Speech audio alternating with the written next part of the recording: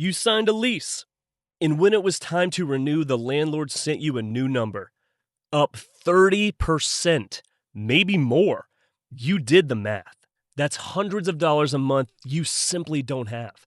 So you looked around, other apartments, other cities, same story everywhere. Rent has gone up 30 to 50% in many cities since 2020. Wages have not. So where is all that money going? First, let's establish something simple.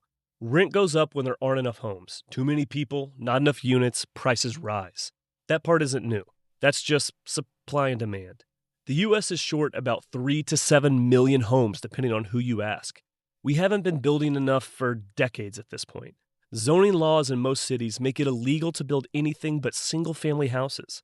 No apartments, no duplexes, no density, just houses. Now, who buys those houses? Historically, regular people. You save a down payment, you get a mortgage, you own a home. Or a small landlord buys a second property and rents it out.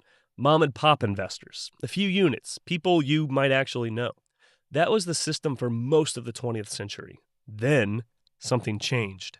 Around 2012, a new type of buyer appeared in the housing market. Not a family, not a small landlord, a corporation. Specifically, investment firms, hedge funds, private equity, and REITs, real estate investment trusts, companies that exist purely to own property. They started buying single-family homes, not one or two, thousands. In Metro Atlanta in 2021, nearly 1 in 3 homes was bought by an investor. 1 in 3. Not moving in, not fixing up, just buying and renting at whatever price the market would bear. Here's how these companies operate. They have billions of dollars in capital. They can make all cash offers. No mortgage needed, no financing contingency. That means they can close in days. You need 30 to 60. When you're competing to buy a house, cash wins every time. And they don't even need to see the house first. They use algorithms to identify which neighborhoods to target, which zip codes have the best rent-to-price ratios, which houses will have the most demand from renters. Companies like Invitation Homes own around 85,000 single-family homes. American Homes for Rent owns over 60,000. Together, the top institutional landlords own hundreds of thousands of homes. And they're growing. Each home they buy is one fewer home available for a regular buyer. Supply goes down. Competition goes up. So the price of everything, buying and renting, goes up too.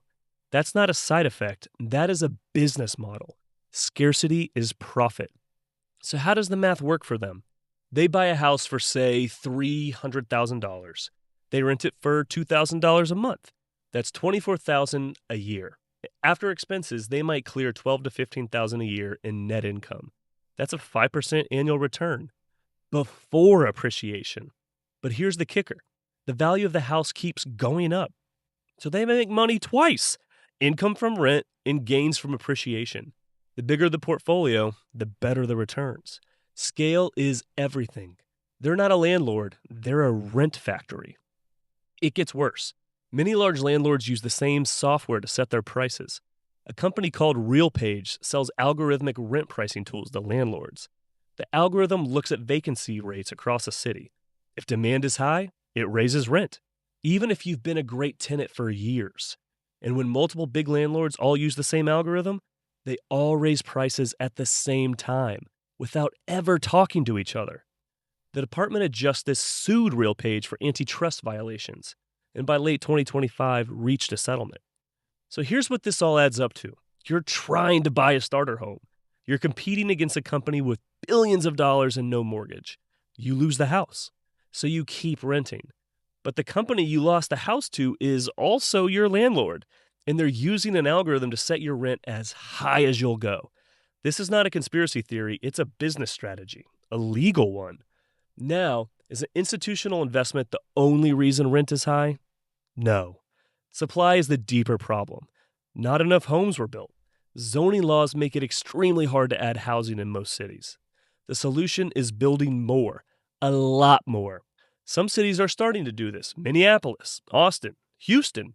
But building takes years. The crisis is now. And while policy moves slowly, institutional capital moves fast. Here's the thing about rent. It's not just a transaction between you and a landlord. It's a market, and markets have players. For most of history, the players are mostly people like you. That's changing. The homes in your neighborhood are increasingly owned by companies whose job is to extract as much rent as possible. That's not malice. That's just what they're optimized to do. Your rent is high because someone did the math, and you were the answer.